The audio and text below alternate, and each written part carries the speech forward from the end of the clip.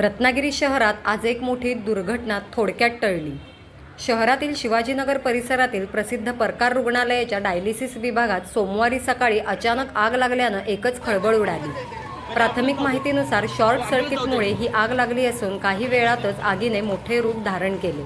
आगीमुळे डायलिसिस विभागात मोठ्या प्रमाणात धूर पसरला, यामुळे उपचार घेत असलेल्या अनेक रुग्णांना त्रास झाला।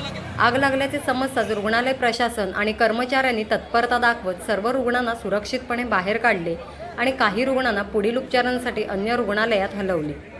घटनेची माहिती मिळताच नगरपालिकेचे अग्निशमन दल घटनास्थळी दाखल झाले। स्थानिक नागरिकांनीही मदतीसाठी धाव घेतली। अग्निशमन दलाच्या जवानांनी युद्धपातळीवर प्रयत्न करत आगीवर नियंत्रण मिळवले। सुदैवाने या घटनेत कोणतीही जीवितहानी झाली नाही। रुग्णालय प्रशासन, कर्मचारी आणि अग्निशमन दलाने दाखवलेल्या प्रसंगावधानामुळे मोठी दुर्घटना टळली असून या घटनेमुळे शहरात काही काळ चिंतेचे वातावरण निर्माण झाले होते। आग लागल्याच्या नेमक्या कारणाचा तपास सुरू आहे। दरम्यान याबाबत रुग्णालय प्रशासनाकडून सांगण्यात आले की कोणालाही जीवितहानी किंवा कुठलीही अशी काही हानी झालेली नाही। आग पूर्णपणे कंट्रोल आहे, कोणीही काही घाबरण्याचं कारण नाही। हॉस्पिटल मॅनेजमेंटने त्यांचे जे ICUचे पेशंट आहेत ते चिराई हॉस्पिटल, सिव्हिल हॉस्पिटल किंवा शहरातील इतर हॉस्पिटलला शिफ्ट केलेले आहेत। त्यामुळे आता कोणीही घाबरण्याचं काही कारण नाही। ओके।